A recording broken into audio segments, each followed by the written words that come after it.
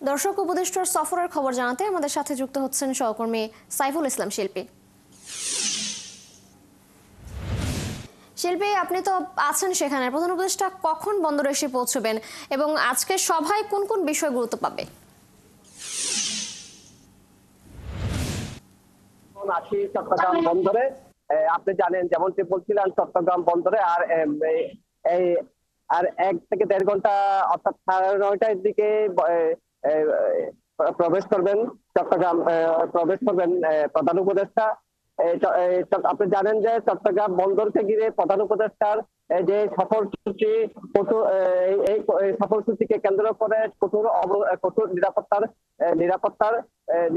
যে ব্যবস্থা ঢাকা হয়েছে চট্টগ্রাম বন্দর এলাকা এবং পুরো চট্টগ্রামে। আপনি জানেন চট্টগ্রাম বন্দরের এনসিপি এবং সিসিপি কে কেন্দ্রে পরিদর্শন করবেন প্রধান উপদেষ্টা। প্রধানমন্ত্রীর এই সফর আজকে প্রথম, যে নতুন সরকার গঠন হওয়ার পর প্রধান উপদেষ্টা চট্টগ্রাম নিজ এলাকায় আসছেন। যেমনটি আমরা বলছিলাম, চট্টগ্রাম বন্দরে আপনি জানেন যে চট্টগ্রাম বন্দরকে কেন্দ্র করে বিশাল পরিকল্পনা নেওয়া হয়েছে নতুন এই সরকার। তারই অংশ হিসেবে আপনার বিদেশি বিনিয়োগ আকৃষ্ট করার জন্য এবং বন্দরকে বিদেশি বিভিন্ন সংস্থার মাধ্যমে পরিচালিত করে দেশের সমৃদ্ধি বৃদ্ধির জন্য এবং রাজস্ব আয় আরো 6 গুণ বৃদ্ধি করার লক্ষ্য নিয়ে কাজ করে যাচ্ছে সরকার। তারই অংশ হিসেবে আপনার বিদেশি বিনিয়োগকারীরা, বিদেশি ব্যবসায়ীরা আপনার কিছুদিন আগে বাংলাদেশ সফর করেছেন এবং বাংলাদেশের কয়েকটি সম্মেলনে অংশ নিয়েছেন। বিনিয়োগকারী প্রতিষ্ঠানগুলো বাংলাদেশের বিভিন্ন স্থাপনা শিল্প প্রতিষ্ঠান এবং প্রজেক্ট গুলো পরিদর্শন করেছেন এবং কয়েকদিন আগেও প্রধান উপদেষ্টা প্রেস সচিব চট্টগ্রাম এসেছেন, চট্টগ্রাম বন্দর পরিদর্শন করেছেন, সাংবাদিকদের সাথে কথা বলেছেন। উনি তুলে ধরছেন বন্দরকে ঘিরে সরকারের পরিকল্পনার কথা। আজকেও তারই অংশ হিসেবে প্রধান উপদেষ্টা চট্টগ্রাম বন্দর পরিদর্শন করবেন। সকাল 9:30টায় উনি চট্টগ্রাম বন্দর এনসিটিভি এবং সিসিটি পরিদর্শন করবেন। এরপর চট্টগ্রামে উপদেষ্টার আরো কয়েকটি প্রোগ্রাম আপনি জানেন রয়েছে। আমাদের কালুরঘাট সেতুর নতুন ভিত্তিপ্রস্তর স্থাপন করবেন এবং চট্টগ্রাম বিশাল বড় প্রোগ্রাম চট্টগ্রাম বিশ্ববিদ্যালয়ের সমাবর্তন অনুষ্ঠানে উনি যোগ দেবেন। 22,000 ছাত্রছাত্রীকে তিনি সম্বর্ধনা দিবেন এবং এছাড়াও প্রধান উপদেষ্টা চট্টগ্রামের হাটাজারি নিজ এলাকায় যাবেন এবং চট্টগ্রামে এই অনুষ্ঠানগুলোকে কেন্দ্র করে ঘিরে চট্টগ্রামে ধন্যবাদ আপনাকে। আপনি আছেন সেখানে, খোঁজখবর রাখতে থাকুন। নিশ্চয়ই পরবর্তীতে আমরা আবারও যুক্ত হব আপনার সাথে। দীর্ঘ 9 বছর পর চট্টগ্রাম বিশ্ববিদ্যালয়ে অনুষ্ঠিত হতে যাচ্ছে 5ম সমাবর্তন। এরই মধ্যে সমাবর্তনের আমেজ ছড়িয়ে পড়েছে পুরো ক্যাম্পাসে। সাবেক শিক্ষার্থী ও তাদের পরিবার পরিজনদের পদচারণায় মুখর হয়ে উঠছে ক্যাম্পাস। সমাবর্তনে প্রধান বক্তা হিসেবে উপস্থিত থাকবেন চট্টগ্রাম বিশ্ববিদ্যালয়ের সাবেক শিক্ষক ও অন্তর্বর্তীকালীন সরকারের প্রধান উপদেষ্টা অধ্যাপক ডক্টর মোহাম্মদ ইউনূস। এদিন তাকে সম্মানসূচক ডিলিট ডিগ্রি দেবে বিশ্ববিদ্যালয় কর্তৃপক্ষ। মাহফুজ শুভ্রর তথ্য ছবিতে প্রতিবেদন। চট্টগ্রাম বিশ্ববিদ্যালয়ের 5ম সমাবর্তনকে কেন্দ্র করে পুরো ক্যাম্পাস সেজেছে নতুন রূপে। সমাবর্তন ঘিরে উচ্ছ্বসিত বিশ্ববিদ্যালয়ের সাবেক ও বর্তমান শিক্ষার্থীরা। তাদের উপস্থিতিতে মুখর হয়ে উঠেছে পুরো ক্যাম্পাস।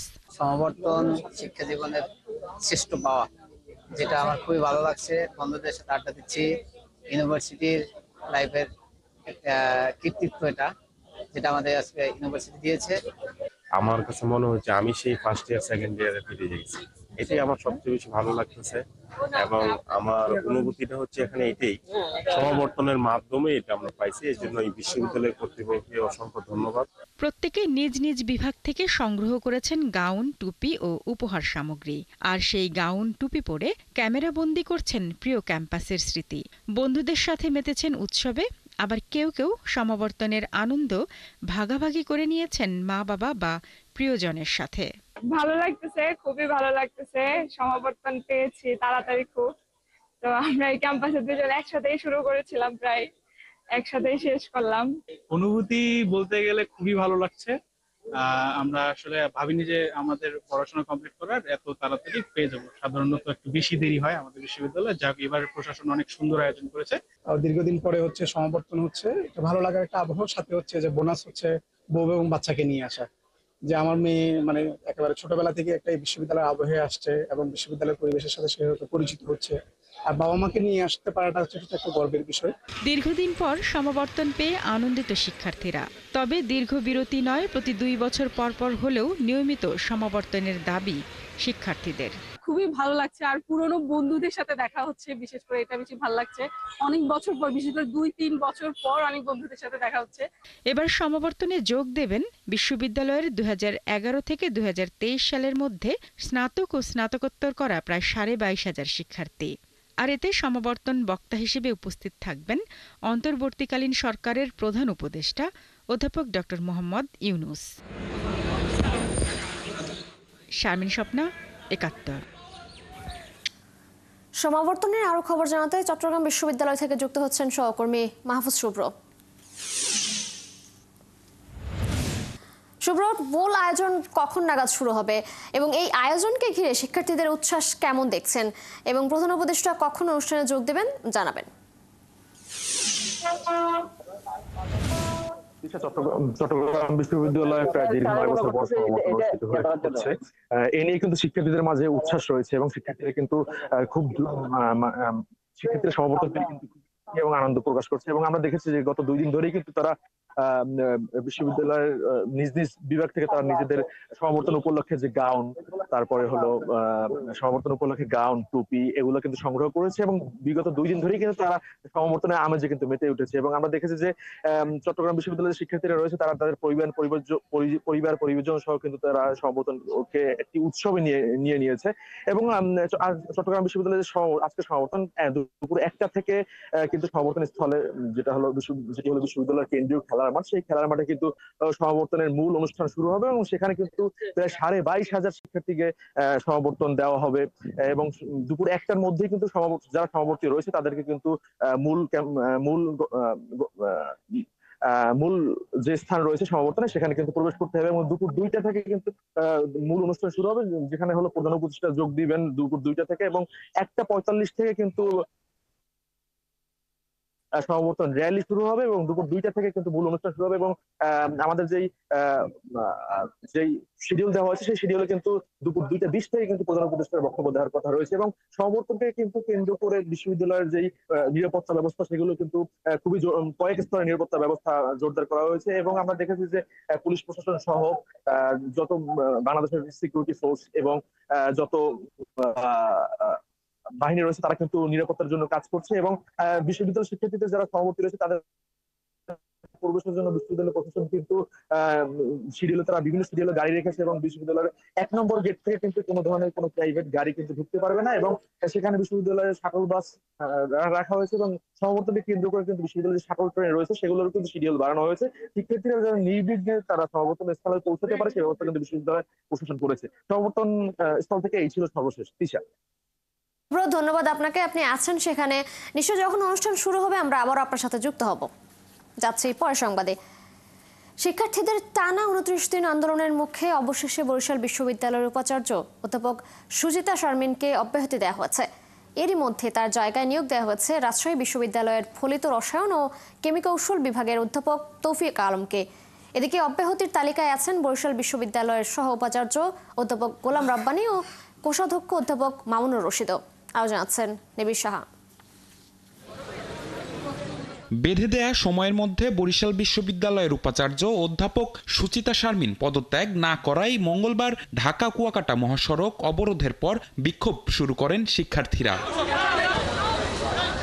এ নিয়ে টানা 29 দিন ধরে আন্দোলনে শিক্ষার্থীরা। তাদের এই কর্মসূচিতে যোগ দেন বিশ্ববিদ্যালয়ের শিক্ষক, কর্মকর্তা ও কর্মচারীরাও। অবশেষে ইতি ঘটল টানা 1 মাসের আন্দোলনের। মঙ্গলবার রাতে আন্দোলনের 29তম দিনে এসে বিশ্ববিদ্যালয়ের উপাচার্য সুচিতা শারমিনকে অব্যাহতি দেয়া হয়েছে। সেই সঙ্গে সহ উপাচার্য ও কোষাধ্যক্ষকেও অব্যাহতি দেয়া হয়। শিক্ষা মন্ত্রণালয়ের মাধ্যমিক ও উচ্চশিক্ষা বিভাগের সিনিয়র সহকারী সচিব ASM কাশেম স্বাক্ষরিত প্রজ্ঞাপন থেকে এসব তথ্য জানা গেছে। অন্তর্বর্তী সময়ের জন্য রাজশাহী বিশ্ববিদ্যালয়ের ফলিত রসায়ন ও কেমিকৌশল বিভাগের অধ্যাপক তৌফিক আলমকে বরিশাল বিশ্ববিদ্যালয়ের উপাচার্য হিসেবে দায়িত্ব দেয়া হয়েছে।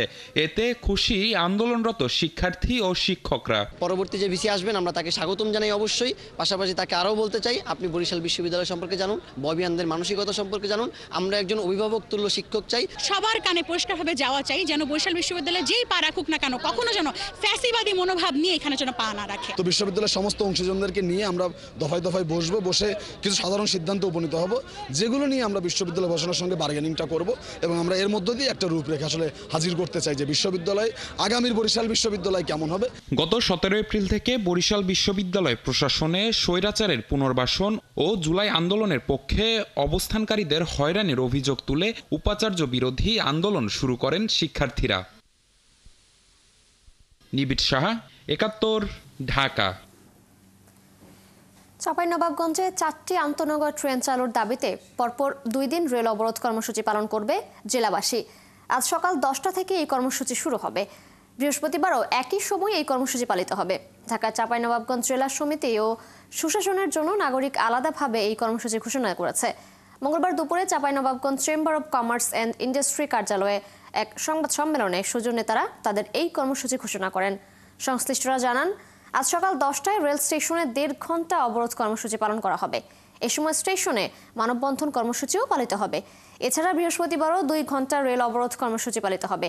সংবাদ সম্মেলনে বলা হয়, চাঁপাইনবাবগঞ্জ জেলা থেকে সব আন্তনগর ট্রেন চালু হওয়া জেলাবাসীর প্রাণের দাবি। আর এই দাবি আদায়ে শান্তিপূর্ণ অবরোধ সহ লাগাতার কর্মসূচি পালন করা হবে। দাবি আদায় না হওয়া পর্যন্ত বিভিন্ন কর্মসূচি চলবে।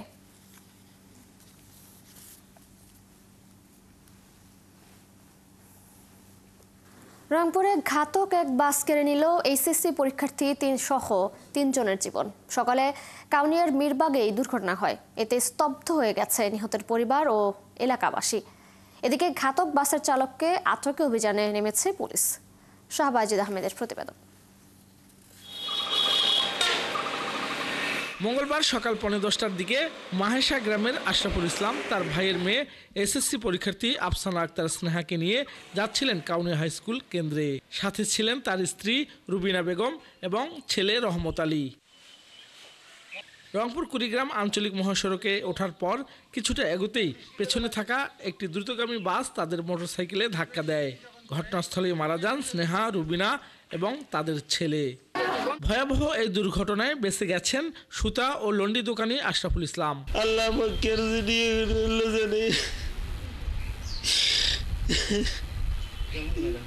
সিএনজি একটা ব্রেক করার পরে না গাড়ি কন্ট্রোল করতে পারেনি, নাইট ক্রসে মারি দিয়ে গেছে। আসলে এটা মেনে নেওয়ার মতো নয়। আমাদের দাবি হচ্ছে 4 লেন রাস্তা করতে হবে। কিছুদিন আগেও 2 জন মারা গেছেন, তাজা প্রাণ ধরে যাচ্ছে। এই রাস্তাটা সংস্কার করা দরকার। এই দুইটা যদি বাস দাঁড়ায়, একটা মানুষ মোটরসাইকেল নিয়ে দাঁড়ার মতো মানে জায়গা থাকে না। ফায়ার সার্ভিস এবং এলাকার মানুষের সহযোগিতায় মৃতদেহ উদ্ধার করে পরিবারের কাছে হস্তান্তর করে পুলিশ। রোড অ্যাক্সিডেন্টে মারা যাওয়ার নিহতদের 5 লাখ টাকা করে সরকার দিচ্ছে বিআরটির মাধ্যমে, এবং ওনাদেরকে আমি ফর্ম দিয়ে গেছি, যে ফর্মে ওনারা আবেদন করলে আশা করি ওনাদেরকে আমরা পরবর্তী যেই সরকারের দিক থেকে একটা আমরা যে টাকাটা দিচ্ছি ওটা ওনারা পাবেন। এবং সবারই মোটামুটি মারাত্মক হেড ইঞ্জুরি হয়েছে, ব্লিডিং হয়েছে এবং মারাত্মক মর্মান্তিক দুর্ঘটনায় ঘটেছে। অজ্ঞাতনামা একটি মিনি বাস তাদেরকে চাপা দিয়ে দ্রুত গতিতে পালিয়ে যায়। আমরা বাসটা শনাক্ত করার জন্য চেষ্টা করতে। এলাকাবাসী জানান, গেল রবিবার রাতে একই জায়গায় মোটরসাইকেল নিয়ন্ত্রণ হারিয়ে একজনের মৃত্যু হয়। শাহবাজিদ আহমেদ, 71, রংপুর। পটুয়াখালীর লেবুখালীর পায়রা সেতুর টোল পয়েন্টে ডাকাত দলের 2 সদস্যকে আটক করেছে দুমকি থানা পুলিশ। তাদের কাছ থেকে র্যাবের পোশাক, নকল পিস্তল, হ্যান্ডকাপ ও ওয়াকিটকি সব জব্দ করা হয়েছে। আটককৃতদের নাম আলামিন দুয়ারি ও তারেক ব্যাপারী। পরে 2 জনকে গ্রেপ্তার দেখিয়েছে পুলিশ। দুমকি থানার ভারপ্রাপ্ত কর্মকর্তা জাকির হোসেন জানান, মঙ্গলবার রাত 9:30টায় পায়রা সেতুর টোল পয়েন্টের চেকপোস্টে কর্তব্যরত পুলিশের একটি দল সন্দেহজনক একটি প্রাইভেট কারকে থামিয়ে তল্লাশি চালায়। এ সময় চালকের পায়ের কাছে রাখা একটি ব্যাগের মধ্যে র্যাবের 3টি কোটি, 2টি নকল পিস্তল, একটি হ্যান্ডকাফ, একটি ওয়াকিটকি দেখতে পায়। গাড়িতে চালক সহ মোট 6 জন ছিল। জিজ্ঞাসাবাদের সময় 3 জন দৌড়ে পালায় ও চালক প্রাইভেট কার নিয়ে দ্রুত সটকে পড়ে। পটুয়াখালীর অতিরিক্ত পুলিশ সুপার সাজেদুল ইসলাম জানান, ভুয়া র্যাব পরিচয় দিয়ে ডাকাতের উদ্দেশ্যে এই দলটি পটুয়াখালী জেলার প্রবেশ করছিল। বাকিদেরকেও গ্রেপ্তারের চেষ্টা চলছে।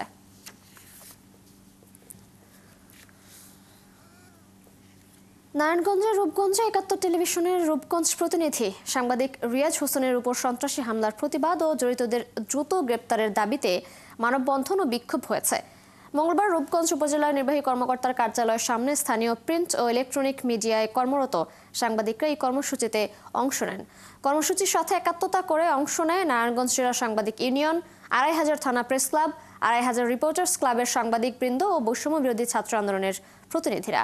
মানববন্ধনে বক্তারা অবিলম্বে চিহ্নিত হামলাকারী সন্ত্রাসী ফারুক মোল্লা, বাঁধন মোল্লা, ইমন মোল্লা, ফাহিম মোল্লা, সুমন মোল্লা, কাজল সহ জড়িতদের দ্রুত গ্রেপ্তার এবং দৃষ্টান্তমূলক শাস্তির দাবি জানান। তারা বলেন, সাংবাদিকদের নিরাপত্তা নিশ্চিত না হলে স্বাধীন সাংবাদিকতা হুমকির মুখে পড়বে।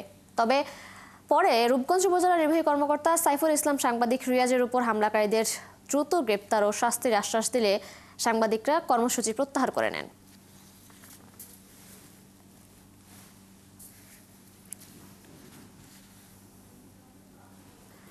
প্রাথমিক শিক্ষা নন ভোকেশনাল করা যায় কিনা তা নিয়ে চিন্তা করছে সরকার বলে জানিয়েছেন প্রাথমিক ও গণশিক্ষা মন্ত্রণালয়ের উপদেষ্টা অধ্যাপক ডক্টর বিধান রঞ্জন রায় পোদ্দার। মঙ্গলবার বিকেলে নাটোর জেলা পরিষদ মিলনায়তনে জেলার প্রাথমিক বিদ্যালয়সমূহের প্রধান শিক্ষক ও প্রাথমিক শিক্ষা সংশ্লিষ্ট কর্মকর্তাদের সাথে মতবিনিময়ের সময় তিনি একথা বলেন। একই সাথে শনিবারের ছুটি বাতিল করে শিক্ষার্থীদের জন্য বিদ্যালয়ের সময় বাড়ানো যায় কিনা তা নিয়ে সরকার কাজ করছে বলেও জানান তিনি।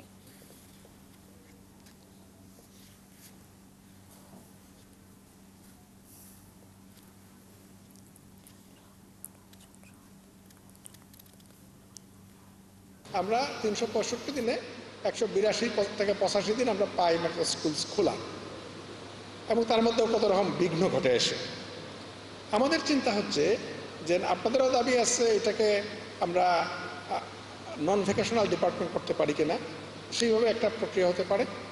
এবং আপনাদের সাপ্তাহিক যে কর্মঘণ্টা টোটাল সেটাকে না বাড়িয়ে আমরা শনিবারের বন্ধটা উঠাই দিতে পারি কিনা, যেটা আগে ছিল। টোটাল বিষয়টা হচ্ছে এই, যদি আমরা এই সময়টা বাড়াতে পারি এইটা শিশুদের শিক্ষার ক্ষেত্রে একটা ভালো প্রভাব ফেলবে, ইতিবাচক প্রভাব ফেলবে। সাগরে মাছ ধরা বন্ধ হওয়ায় অলস সময় কাটাচ্ছেন পটুয়াখালীর জেলেরা। এই সময় কেউ ছেঁড়া জাল রিপু করছেন, কেউ বোট মারায়, আবার কেউ ইঞ্জিনের কাজ করাচ্ছেন। বেশিরভাগ আড়ত বন্ধ। তারা বলছেন এনজিওর কিস্তি সহ টানাপোড়েনে কষ্টে জীবন চলছে তাদের। তবে ভারতের সাথে মিল রেখে ৫৮ দিনের নিষেধাজ্ঞা দেয় খুশি জেলেরা। আহসানুর কবির রিপনের তথ্য ছবিতে প্রতিবেদন। মহিপুরের জেলে মোহাম্মদ হোসেন মাছ ধরার পেশায় দীর্ঘদিন জড়িত থাকলেও প্রণোদনার চাল পান না। তার অভিযোগ, রাজনৈতিক প্রভাবশালীরা এই চাল পেলেও তারা বঞ্চিত হন। আমরা তো জালিয়াকারের চাউলটাও পাই না ঠিক মতো, আমাদেরকে দেয় না, ওই যারা নেতা আছে তারাই পায়। একই অভিযোগ আলিপুরের জেলে শহীদুল ইসলাম এবং আব্দুল আহাদের। তারা বলছেন ২৪ বছর ধরে এই পেশায় জড়িত, কাজ করেন, জেলে আইডি কার্ডও আছে, কিন্তু চাল পান না। স্বজনপ্রীতির অনিয়ম রয়েছে বলে জানান তারা। আইডি কার্ড আছে, আমার জেলেদের আইডি কার্ড আছে, এভাবে আমি চাল পাই না। অর্থাৎ যারা ভাগ বিতরণ করছে তারা নিজের আত্মীয় স্বজন দেখে আর চাল বিতরণ করে দিয়েছে। মাস 4 আগে আমার জেলে কার্ডটা নিয়ে অফিস আবার ডাকছে, অফিসে আমরা ইউনিভার্সিটি দেখেছি, তারপর জেলে কার্ডটা আমার কার্ডটা নিয়েছে। আদৌ পর্যন্ত আমি কার্ডটার কথা জিজ্ঞেস করছি, খালি আমার কার্ডটা আজ পর্যন্ত আমার জেলে কার্ডটা দেয়নি। একই ধরনের কষ্টের কথা জানালেন অন্য জেলেরাও। এনজিওর কিস্তি সহ টানাপোড়েনে জীবন চলছে তাদের। টাকা পয়সা নাই মানুষের, সবারই চলতে পারছে সমস্যা। আই বলতো যে আমরা 80 কেজি দেবো, আই দিত 30 কেজি 40 কেজি, হাই এলে 40 কেজি দিতে দিত না। অনেক সময় 30 কেজি একটা বস্তাও ধরাই দিয়ে বলতো যে সবাইরে পুষেই দিতেছি আমরা, এইভাবে বলতো। তবে ভারতের সাথে মিল রেখে এবছর সাগরে মাছ ধরার উপর ৫৮ দিনের নিষেধাজ্ঞা দেওয়ার সিদ্ধান্তকে স্বাগত জানিয়েছে জেলেরা। এটা ইন্ডিয়ার সাথে যে রোল করে আমার সুবিধা হয়েছে, কারণ আগে বাংলাদেশের মানুষ মাছ ধরতে পারে নাই, কিন্তু ইন্ডিয়ার লোকে মাছ ধরতে। জেলা মৎস্য কর্মকর্তা জানান, জেলে নিবন্ধন হালনাগাদ হচ্ছে। কার্যকর হলে আগামী বছর থেকে আর সমস্যা থাকবে না। হালনাগাদ তালিকা এখন পর্যন্ত চূড়ান্ত হয়নি, ওটার একটা রেজুলেশন হবে এবং এটা সফটওয়্যারে যখন আমরা এটা আপলোড করব তখন আগামী বছর থেকে আমরা একটা সুন্দর তালিকা পাবো। জেলা মৎস্য বিভাগ সূত্রে জানা যায় ৫৮ দিনের এই নিষেধাজ্ঞায় জেলেরা মাথা পিছু ৭৭ কেজি করে চাল পাবে। পটুয়াখালীর মোট নিবন্ধিত জেলের সংখ্যা ৮১,৩০০। এর মধ্যে সমুদ্রগামী জেলের সংখ্যা ৪৮,০০০। ফারদিন নীরব, ৭১।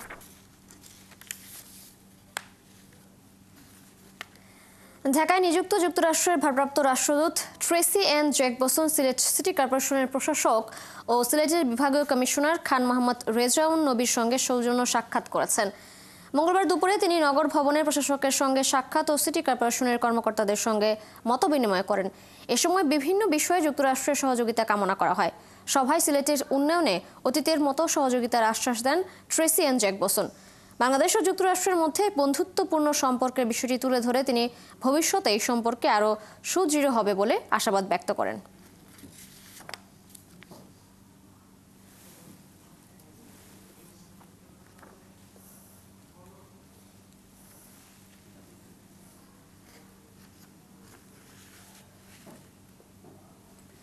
$21 লাখ টাকায় বিক্রি হয়েছে পাবনার রাজা ও পাঠান। জেলার তরুণ খামারের হলিস্টিন ফ্রিজিয়ান জাতের 2 গরু রাজা ও পাঠানের এমন দামে খুশি স্থানীয়রা। গরু দুটি কিনেছেন ঢাকার ব্যবসায়ী। বিশাল আকৃতির গরু দুটি দেখতে অনেকেই আসছেন খামারে। সোহাগ মল্লিকের ছবি ও মুস্তাফিজুর রহমানের তথ্যে প্রতিবেদন। নাম তার রাজা, বয়স প্রায় 3 বছর, উচ্চতায় 69 ইঞ্চি, লম্বায় 10.5 ফিট, ওজনে 1200 কেজি বা 30 মন। হলিস্টিন ফ্রিজিয়ান ক্রস জাতের 2 দাঁতের রাজা বিক্রি হয়েছে 11 লাখ টাকায়। এদিকে 1150 কেজি ওজনের পাকিস্তানি শাহিয়াল ফ্রিজিয়ান হলিস্টিন মিশ্রণ জাতের পাঠান বিক্রি হয়েছে 10 লাখ টাকায়। রাজা ও পাঠানকে কিনেছেন ঢাকার 2 ব্যবসায়ী। প্রতিদিন গরু দুটোকে 5 থেকে 600 টাকার খাবার যোগান দিতে হয়। তাদের দেখতে নিয়মিত ভিড় জমে দর্শকদের। আসছে গরু দেখতে, আমরা স্থানীয় এখানে দেখার জন্য অনেক থেকেই আসে। আমাদের এলাকা, আমাদের বাড়ি এখানেই, এই জন্য আমরা সবসময় এখানেই থাকি। সকাল থেকে আপনার বসে খাওয়াই, গোসল করাই, ঘাস দেয়, খেট দেয়। আপনার রাত্রে অনেক যন্ত্রকণ্ঠ হয়। আপনার ঢাকা থেকে, চট্টগ্রাম থেকে, অনেক জায়গা থেকে লোক আসে দেখে। রাজা ও পাঠানকে লালন পালন করছেন পাবনা সদরের গয়েশপুর ইউনিয়নের জালালপুর মন্ডলপাড়া গ্রামের তরুণ খামারি রাজু আহমেদ। বিএসসি ইঞ্জিনিয়ার রাজু 2010 সালে মাত্র 3 লাখ টাকা বিনিয়োগ করে 4টি ষাঁড় গরু দিয়ে শুরু করেন এই খামার। চলতি বছর কোরবানির জন্য 25টি গরু প্রস্তুত করেছিলেন। এরই মধ্যে ফেসবুক পেজের মাধ্যমে 17টি গরু বিক্রি করেছেন তিনি। প্রথম 15 সাল পর্যন্ত 4টা-5টা করে প্রতি বছর 1-2টা করে বাড়ানোর পরে মোটামুটি আপনার 15 সালের দিকে একবারে বাণিজ্যিকভাবে প্রায় 30টা গরুর মতো করে বাণিজ্যিকভাবে শুরু করি মোটামুটি। তারপর থেকে প্রতি বছরই পাই আমার 2-1টা খুব বড় সাইজের গরু। আসলে দেশ সেরা কিছু গরুর ভিতরে আমার গরু প্রতি বছরেই থাকে। জেলায় আমেরিকান, বাহমা, শাহিয়াল ক্রস, নেপালি ও দেশি সংকর জাতের গরুর খামার রয়েছে। উপজেলা প্রাণী সম্পদ কর্মকর্তা, ইভেন কি জেলা লেভেলের কর্মকর্তা আমরা যারা আছি, যাদের এরকম ভালো ভালো খামারে ভালো ভালো গরু আছে, তাদের হিট স্ট্রোক মানে তাপমাত্রার যে একটা সে সম্বন্ধে তাদেরকে ধারণা দেওয়া, ভিন্ন রোগ ব্যাধি সম্বন্ধে একটা ধারণা দেওয়া, তাদেরকে আপনার এই বিভিন্ন সময়ে খাবারের সম্বন্ধে যাতে কোনো খাবারের কোনো মিসম্যানেজমেন্ট এবং অন্য কোনো খাবার না খাওয়ায়, গরুর খাবার খাওয়াই যাতে আমাদের এই গরুগুলোকে হৃষ্টপুষ্টকরণ করে, এই ব্যাপারে তাদেরকে আমরা একটা ধারণা দিয়ে থাকি। জেলায় ছোট বড় মিলে প্রায় 28,000 খামার রয়েছে। গরু, মহিষ, ছাগল মিলে প্রায় 6.5 লক্ষ পশু কোরবানি ঈদের জন্য প্রস্তুত রয়েছে। স্থানীয়দের চাহিদা মিটিয়ে 3.5 লক্ষ পশু সরবরাহ হবে সারা দেশে। মুস্তাফিজুর রহমান, 71, পাবনা। কুমিল্লার লালমাই পাহাড়ে একটি প্রাচীন প্রত্নতাত্ত্বিক নিদর্শনের সন্ধান মিলেছে। এরই মধ্যে প্রত্নতত্ত্ব অধিদপ্তর নিদর্শন উদ্ধারে খনন শুরু করেছে। প্রত্নতত্ত্বটি দেখার জন্য ভিড় করছে মানুষ। কাজী এনামুল হকের তথ্য ছবিতে প্রতিবেদন। কুমিল্লার ধর্মপুর গ্রামের আবু চেয়ারম্যানের বাড়ির মাটি খননের সময় এই ঘরের দেয়াল ও প্রাচীন কাঠামোর দেখা মেলে। বড় বড় ইট দিয়ে তৈরি প্রায় 6 ফুট চওড়া প্রাচীন এই দেয়াল হয়তো কোনো স্থাপনার কর্নার। এই খবর ছড়িয়ে পড়লে এলাকায় চাঞ্চল্য সৃষ্টি হয়। আর এখানে কি আছে না আছে আগে আমরা জানতাম না, আবার খনন করা শুরু করাতে এরপরে জানতে পারি এখানে বিল্ডিং পাওয়া যায়। সরকার যদি নিতে চাই জায়গাটা নিতে পারে, আমাদেরকে ন্যায্য মূল্য দেওয়ার দিয়ে এই এরিয়াটা সরকার সুন্দর করে খনন করে একটা পর্যটক এরিয়া হিসেবে তৈরি করে, তাইলে এটা সরকারের জন্যও ভালো। প্রস্তর যুগ থেকে শুরু করে আধুনিক যুগ পর্যন্ত মানব সভ্যতার ক্রমবিকাশের ক্রীড়াভূমি এই লালমাই পাহাড়ি অঞ্চল।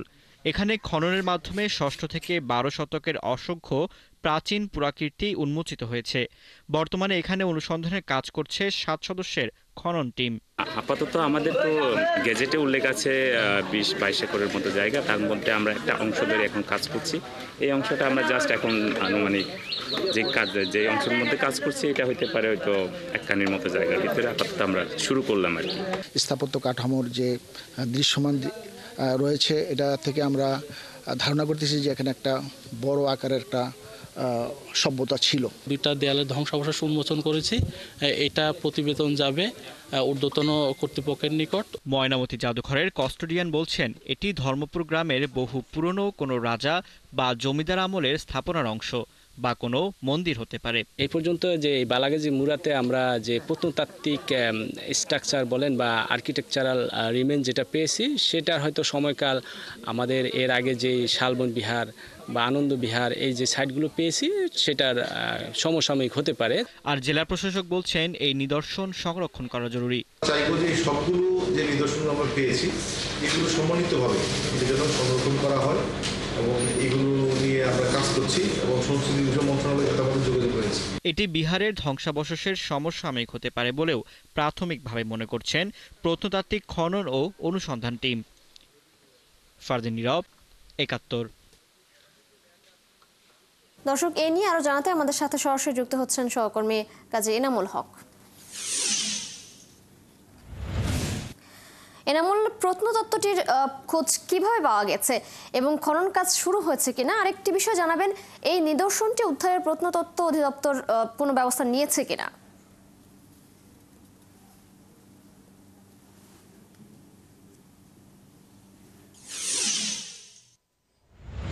মূলত হচ্ছে প্রত্নতত্ত্ব অধিদপ্তর কিন্তু এখনো কাজ করছে এবং চলবে এই মাস ব্যাপী এবং এই জায়গার মাটি খুঁড়লেই ইতিহাসের সেই লাল ইট দেখা যাচ্ছে এবং সেই প্রাচীন লাল ইট বলে দিচ্ছে এই এলাকার ইতিহাস।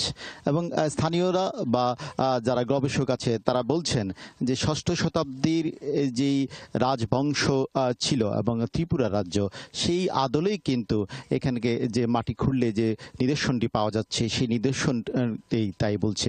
ইটের সাইজ বলে যাচ্ছে এই পার্শ্ববর্তী কোটবাড়ি এলাকায় যে শালবন বিহার, আনন্দ বিহার, বোজ বিহার যে বিহারগুলো পাওয়া গিয়েছিল সেই বিহারের অংশবিশেষ এবং সেই আদলের সেই এখানে নিদর্শনগুলো পাওয়া যাচ্ছে। তবে এই নিদর্শন পাওয়ার আগ মুহূর্তে 6ষ্ঠ শতাব্দীর পর মুহূর্তে কিন্তু এইখানে কিন্তু এই পাল বংশের এই জায়গা ছিল, তারা এখানে মৃৎশিল্পের কাজ করতেন। তার জন্য এই জায়গায় পাহাড়ি এলাকায় প্রচণ্ড মাটির যে প্রলেপগুলো, মাটির চারা এখানে সমৃদ্ধ ছিল বলে এই এলাকায় চারামুরা হিসেবেও কিন্তু এই জায়গাটি পরিচিতি লাভ করে। তবে এই খনন কাজের এখানেই যে শুরু হয়েছে তা কিন্তু নয়।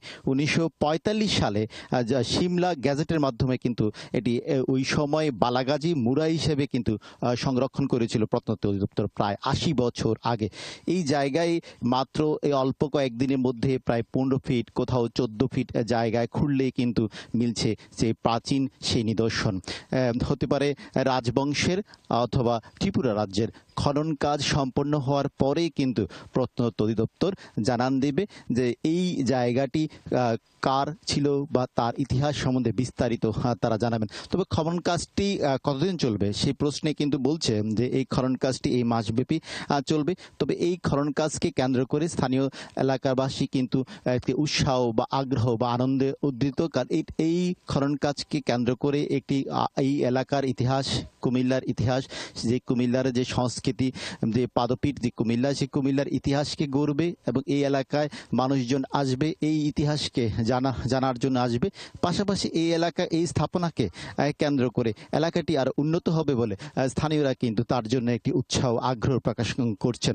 তবে প্রত্নতত্ত্ব অধিদপ্তর বলছেন যে এই মাস ব্যাপী তাদের এই খনন কাজটি চলবে এবং খনন কাজের পরেই কিন্তু তারা বলতে পারবেন কি কি খনন হলো বা এর আবিষ্কৃত যে কুমিল্লার যে রাজবংশ বা ত্রিপুরা বংশের সংযুক্ত ইতিহাসের যে গুরুত্ব প্রমাণ করবে সেই বিষয়টি তারা প্রত্নতাত্ত্বিক নিদর্শনের সন্ধান মিলেছে সেই বিষয়ে জানছিলাম আমাদের সহকর্মী এনামুল হকের কাছ থেকে। টাঙ্গাইলে বিন্দুবাসিনী বালক উচ্চ বিদ্যালয়ের 2025 বিবিএফসি ফুটবল টুর্নামেন্টের ট্রফি উন্মোচন অনুষ্ঠান অনুষ্ঠিত হয়েছে। বুধবার রাতে টাঙ্গাইলের শহীদ মারুফ স্টেডিয়ামে এই ট্রফি উন্মোচন অনুষ্ঠিত হয়। এতে প্রধান অতিথি হিসেবে বক্তব্য রাখেন বিএনপির প্রচার সম্পাদক সুলতান সালাউদ্দিন টুকু। ট্রফি ও জার্সি শো এর পরে নগর বাউল জেমস সঙ্গীত পরিবেশন করে মাতিয়ে রাখে।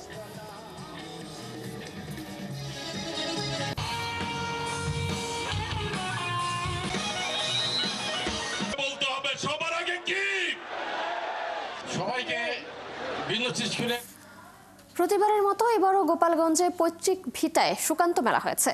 13তম এই মেলায় আয়োজন করেন জেলা প্রশাসন। মঙ্গলবার বিকেলে জেলা প্রশাসক মোহাম্মদ কামরুজ্জামান এই মেলার উদ্বোধন করেন। অন্যান্য বছরে 3 দিনের আয়োজন থাকলেও এবার তা 1 দিনের করা হয়েছে।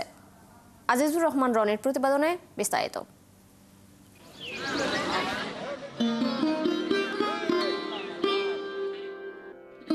হিমালয় থেকে সুন্দরবন, হঠাৎ বাংলাদেশ, কেঁপে কেঁপে ওঠে পদ্মার উচ্ছ্বাসে। অথবা ইতিহাস, নেই অমরত্বের লোভ, আজ রেখে যাই আজকের বিক্ষোভ।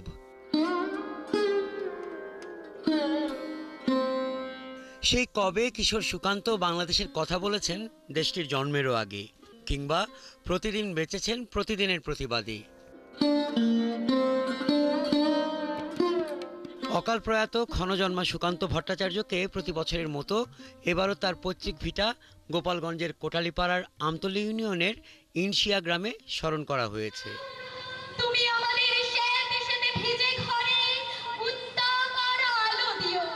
আমরা বন্দী থাকবো না তোমাদের পকেটে পকেটে, আমরা বেরিয়ে পড়বো, আমরা ছড়িয়ে পড়বো।